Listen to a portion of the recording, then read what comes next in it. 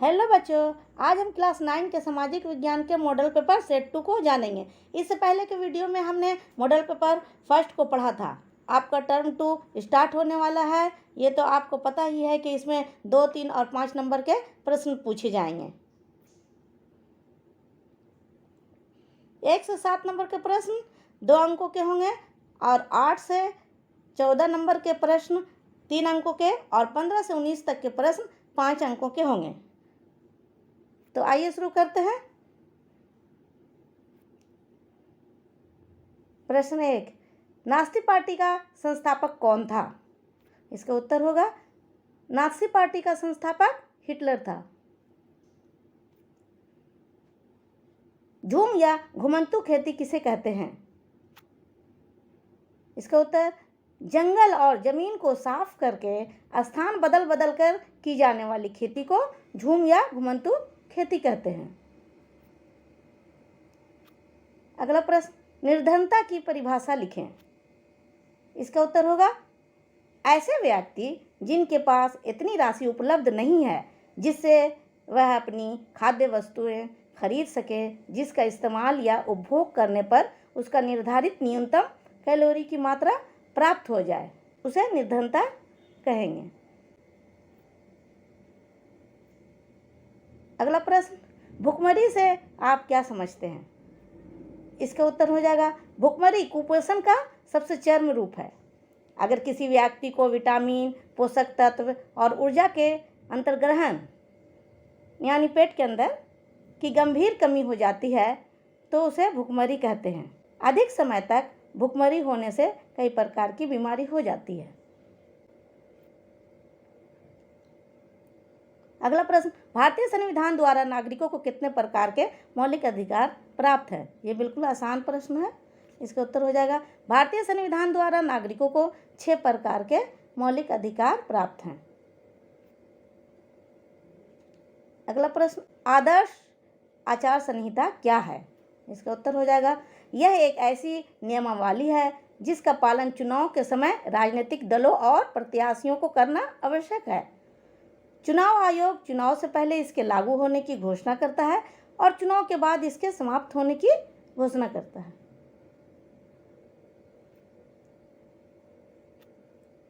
अगला प्रश्न, प्राकृतिक वनस्पति का क्या अर्थ है? इसका उत्तर हो जाएगा प्राकृतिक वनस्पति का अर्थ होता है ऐसे वनस्पति जो मनुष्य द्वारा विकसित नहीं हुए हैं, बल्कि ये अपने आप उगाते हैं और जो कुछ भी पोषण तत्व इन्हें चाहिए वे प्राकृतिक वातावरण से ले लेते हैं। अगला प्रश्न, नास्तिवाद की मुख्य विशेषताएं क्या थी? नास्तिवाद की मुख्य विशेषताएं निम्नलिखित हैं। इसका पहला पॉइंट हो जाएगा नाज़ी सभी प्रकार के संसदीय संस्थाओं को समाप्त करने के पक्षधर थे और एक महान नेता के नेतृत्व की सराहना करते थे।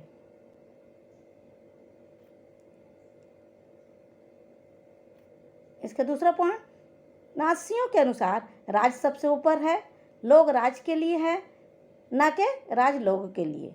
नाज़ी लोग उदारवाद तथा साम्यवाद को जड़ से उखाड़ फेंकना चाहते थे। इसका तीसरा पॉइंट, नाज़ीवाद जर्मनी साम्राज्य का विस्तार करना चाहते थे और उन सभी क्षेत्रों को वापस लेना चाहते थे जो प्रथम विश्व युद्ध से पहले जर्मनी के अधीन थे। वे लोग जर्मनी में यहूदी लोगों को बिल्कुल समाप्त कर देने के पक्ष में थे। वे अपने सैनिक शक्ति को भी बढ़ाना चाहते थे। नाज़ीवाद के ये मुख्य विशेषताएं थी। अब अगला प्रश्न, वनों का जीविका से किस प्रकार संबंध है? इस प्रश्न का उत्तर हो जाएगा प्राचीन काल से ही वनों का जीविका से गहरा संबंध है, यानी जीवन से इसका गहरा संबंध है। इसका पहला पॉइंट लिखते हैं इस प्रकार, वन लकड़ी उद्योग के द्वारा व्यवसाय को बनाए रखने के लिए काम के अवसर प्रदान करते हैं जिससे मनुष्य को लाभ होता है। दूसरा पॉइंट, मनुष्य अपनी जिंदगी गुजारने के लिए जलावन के लिए लकड़ी और भोजन के लिए कंद मूल जंगल से ही हासिल करते हैं और साथ ही साथ वन मानव आबादी को औषधि या दवा की आपूर्ति भी कराते हैं।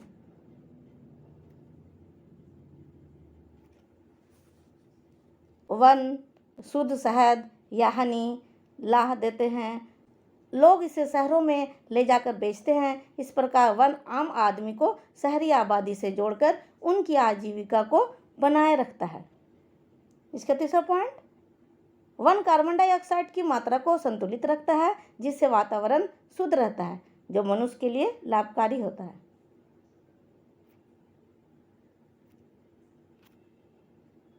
वृक्षों के जड़ें मिट्टी को पकड़ कर रखते हैं, जो मृदा यानी मिट्टी के कटाव को रोकते हैं, जिससे मिट्टी का संरक्षण होता है। इस प्रकार हम कह सकते हैं कि वन का जीविका से गहरा संबंध है। अगला प्रश्न, निर्धनता रेखा में समय और स्थान के साथ परिवर्तन होता है। उदाहरण के साथ इस कथन का समर्थन करें।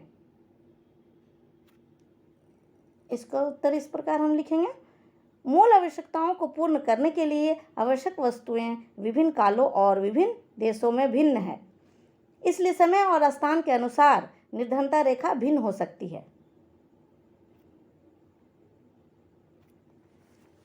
हर एक देश एक काल्पनिक रेखा का प्रयोग करता है, जिसे विकास एवं उसके स्वीकृति न्यूनतम सामाजिक मापदंडों के वर्तमान स्तर के अनुरूप माना जाता है। उदाहरण के लिए अमेरिका में उस आदमी को निर्धन माना जाता है जिसके पास कार नहीं है, जबकि हमारे देश भारत में अब भी कार रखना विलासिता यानी लग्जरी मानी जाती है।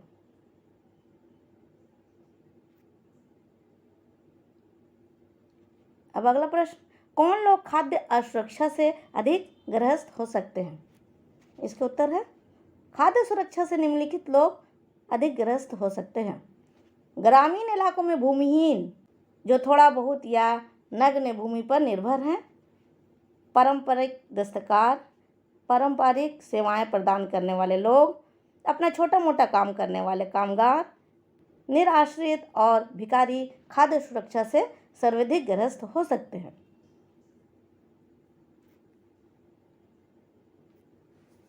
इसी तरह शहरी क्षेत्र में खाद्य की दृष्टि से असुरक्षित वे परिवार हैं जिनके कामकाजी सदस्य आमतौर पर कम वेतन वाले व्यवसायों और अनियत श्रम बाजार में काम करते हैं। ये कामगार अधिकतर मौसमी कामों में लगे रहते हैं और उनको इतनी कम मजदूरी दी जाती है कि वे मात्र जीवित रह सकते हैं। अगला प्रश्न, राष्ट्रीय मानवाधिकार के बारे में बताएं।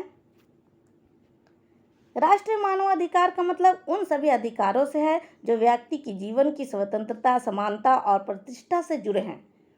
यह अधिकार भारतीय संविधान के मूलभूत अधिकारों से जुड़े हुए हैं।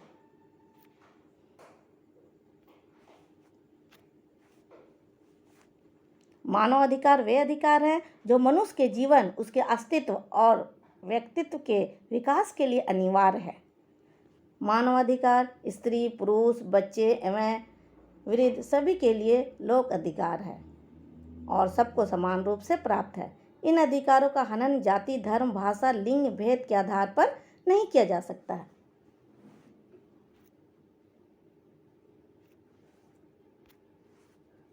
मानव अधिकार जन्मजात अधिकार है। यह मानव स्वभाव में ही अंतर्निहित है और इन अधिकारों की अनिवार्यता मानव व्यक्तित्व के समग्र विकास के लिए सदैव है। मानव अधिकार संरक्षण अधिनियम 1993 के प्रावधानों के तहत 12 अक्टूबर 1993 को राष्ट्रीय मानवाधिकार आयोग की स्थापना की गई।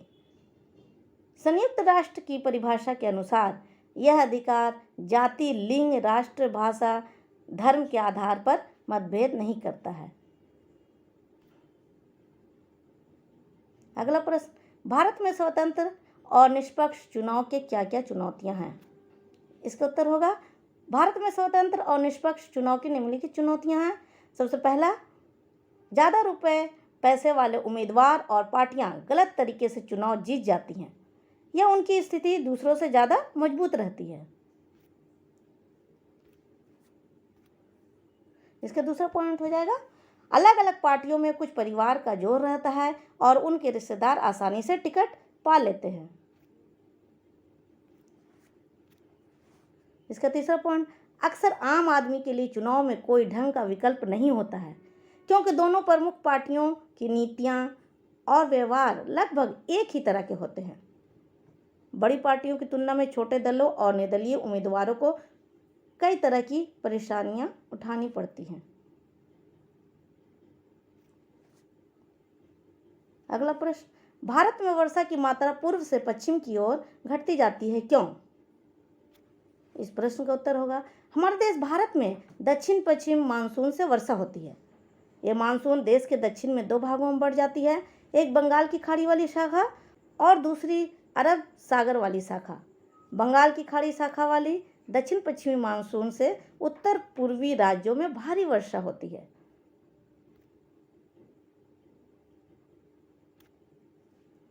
इसके बाद ये पश्चिम की तरफ मुड़ जाती है। जैसे जैसे ये पश्चिम की ओर बढ़ती है, उनकी नमी घटती जाती है और वर्षा में कमी होने लगती है। यही कारण है कि वर्षा की मात्रा पूर्व से पश्चिम की ओर घटती जाती है।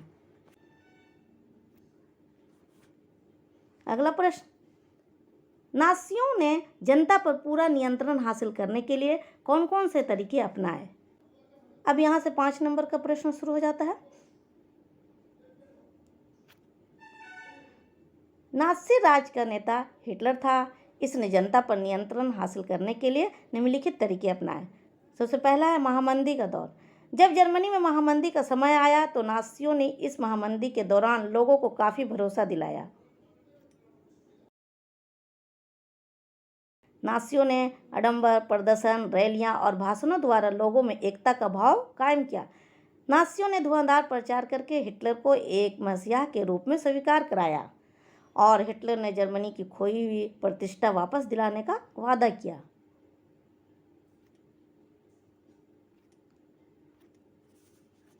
इसका दूसरा पॉइंट, लोकतंत्र का ध्वंस।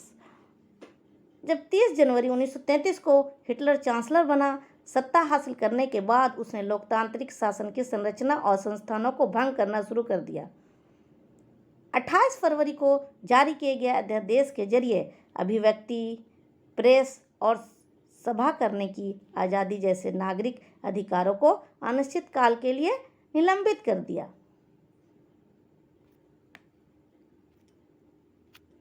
अब इसका तीसरा पॉइंट है पुलिस संगठनों का विस्तार। नाज़ियों ने विभिन्न पुलिस संगठनों का विस्तार भी किया। पूरे समाज को नाज़ियों के हिसाब से नियंत्रित और व्यवस्थित करने के लिए विशेष निगरानी और सुरक्षा दस्ते गठित किए गए। ये नए दस्ते किसी को भी यातना गिरोहों में भेज सकते थे। दंड की आशंका से मुक्त पुलिस बलों ने निरंकुश शासन का अधिकार प्राप्त कर लिया था।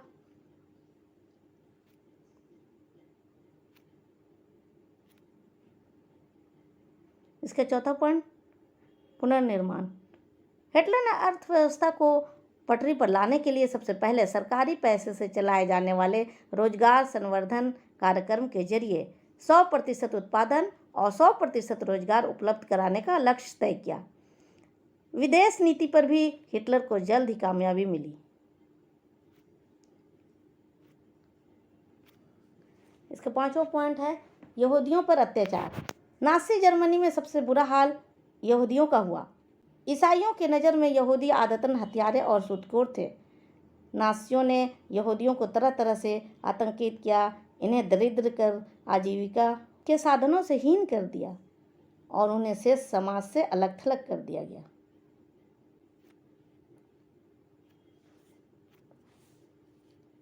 यहूदी देश छोड़कर जाने लगे। बाद में यहूदियों को गैस चैम्बरों में ले जाकर मार देने की रणनीति अपनाई गई। इस प्रकार नाजी शासन का जर्मन राज्य पर कड़ा नियंत्रण स्थापित हो गया। अगला प्रश्न, निम्नलिखित पर टिप्पणी लिखें। इसमें पहला है न्यूनतम समर्थित कीमत, दूसरा बफर स्टॉक, तीसरा निगम कीमत। इन सभी के बारे में लिखना है। सबसे पहले न्यूनतम समर्थित कीमत को देखते हैं। इसे अंग्रेजी में मिनिमम सपोर्ट प्राइस कहते हैं। जब भारतीय खाद्य निगम अधिक शेष उत्पादन वाले राज्यों में किसानों से गेहूं और चावल खरीदता है, तब किसानों को उनकी फसल के लिए पहले से घोषित कीमतें दे दी जाती है। इस मूल्य को ही न्यूनतम समर्थित कीमत कहा जाता है।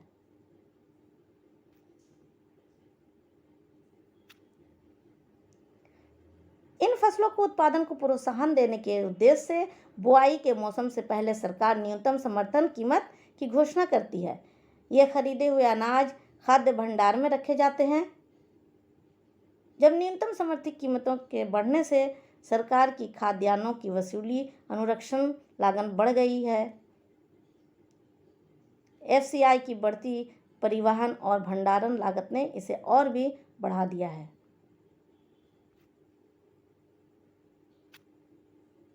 अब दूसरा है बफर स्टॉक। समाज के सभी वर्गों के लिए खाद्य की उपलब्धता सुनिश्चित करने के लिए भारत सरकार ने सावधानीपूर्वक खाद्य सुरक्षा प्रणाली तैयार की है, जिसके 2 घटक हैं। इनमें से एक घटक बफर स्टॉक है।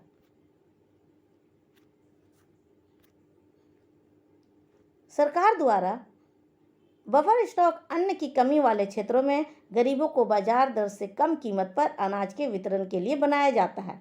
यह भारतीय खाद्य निगम के माध्यम से सरकार द्वारा अधिप्राप्त अनाज, गेहूं और चावल का भंडार है।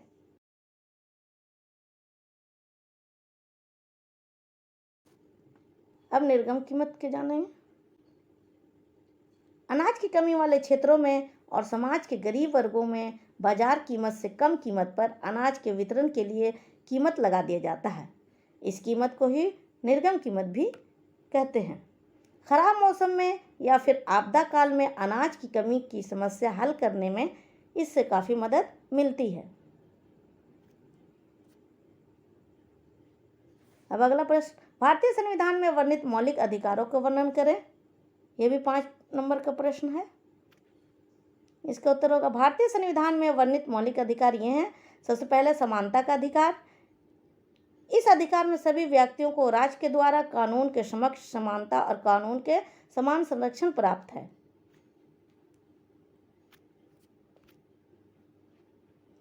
और राज्य के किसी भी नागरिक के विरुद्ध धर्म, मूल, वंश, जाति, लिंग तथा धर्म स्थान आदि के आधार पर कोई भेदभाव नहीं करेगा।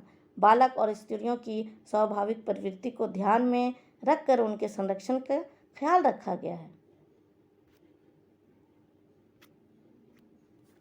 इसके अलावा राज्य सामाजिक और शैक्षणिक दृष्टि से पिछड़े और एससी एसटी के लिए विशेष प्रावधान कर सकता है और देश के समक्ष नागरिकों को शासकीय सेवाओं में अवसर की समानता होगी।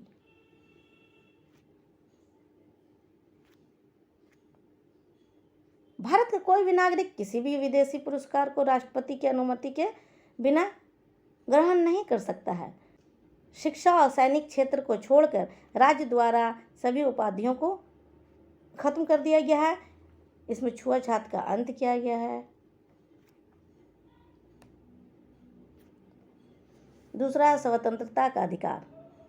इस अधिकार में लोगों को कई प्रकार के अधिकार दिए गए हैं, जैसे प्रेस की अभिव्यक्ति की स्वतंत्रता दी गई है, नागरिकों को राष्ट्र ध्वज फहराने और नागरिकों को शांतिपूर्ण सम्मेलन करने का अधिकार है। भारतीय नागरिकों को संगठन बनाने की स्वतंत्रता दी गई है, लेकिन सैनिकों को नहीं। देश के किसी भी क्षेत्र में स्वतंत्रता पूर्वक भ्रमण करने की आज़ादी और साथ ही साथ देश के किसी भी इलाके में अस्थायी निवास की स्वतंत्रता है।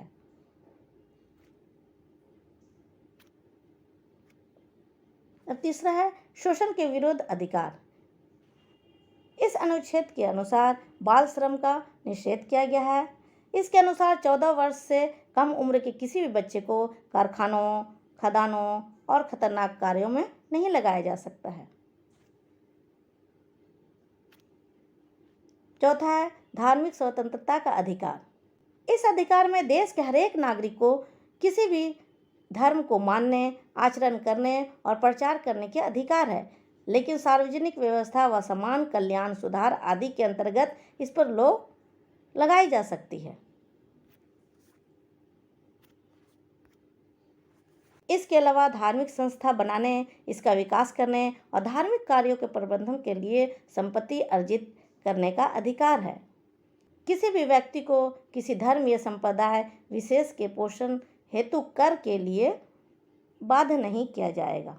इसके अलावा राजनीतिक से वित्त पोषित या आर्थिक सहायता प्राप्त शिक्षण संस्थानों में धार्मिक शिक्षा नहीं दी जाएगी।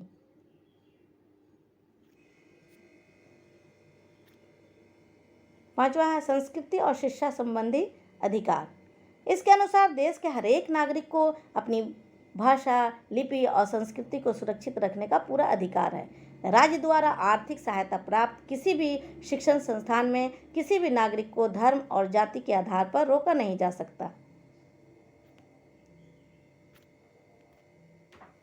इसके अलावा धर्म या भाषा पर आधारित सभी अल्पसंख्यक वर्गों को अपनी पसंद की शिक्षा संस्थानों की स्थापना करने और प्रशासन का अधिकार होगा। 6 है संवैधानिक उपचारों का अधिकार।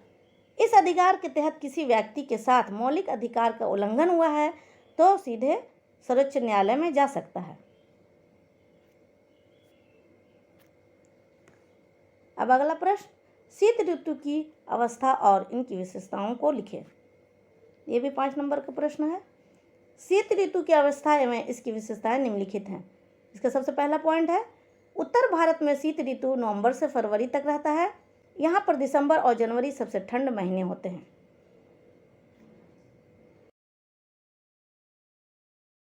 दूसरा है, दक्षिण से उत्तर की ओर तापमान घटने लगता है।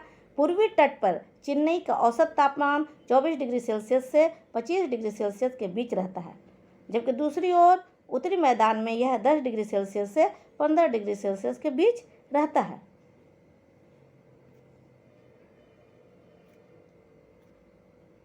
तीसरा पॉइंट, शुष्क मौसम में आकाश साफ, तापमान और आर्द्रता कम होती है, पवनें परिवर्तित होती रहती हैं।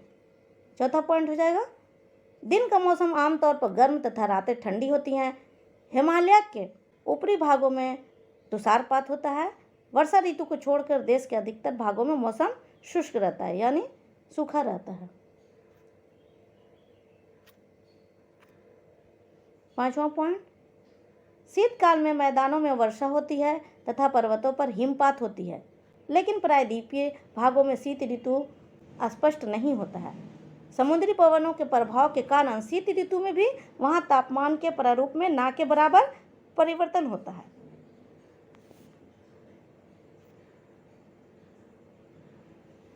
अब अगला प्रश्न को देखते हैं। प्रश्न 19 में भारत का मानचित्र दिया है। इसमें आपको पर्वतीय वन को दिखाना है। आप इसे इस प्रकार दिखाएंगे। जब भी पर्वतीय वन की बात होती है तो आपको समझ जाइए कि हमारे देश के उत्तर में जो पर्वतों का श्रृंखला है उन्हीं क्षेत्रों की बात की जा रही है। ये देखिए भारत का नक्शा है। इसमें जो हरे रंग से दिखाया गया है ये सब पर्वतीय वन है। ये देखिए कश्मीर, हिमाचल प्रदेश जितना है, उत्तराखंड, इधर सब ये सब पर्वतीय इलाका है। यहाँ पर पर्वतीय वन पाया जाता है। और ये देखिए यहाँ पे पर्वतीय वन है और यहाँ उत्तर पूर्वी राज्यों में देखिए इस तरह इस ओर पर्वतीय वन है। आप इसी तरह से मानचित्र को दर्शाइएगा। अब अगले वीडियो में दूसरे विषय के बारे में जानेंगे। हो सके तो चैनल को सब्सक्राइब कर दीजिएगा। Thank you.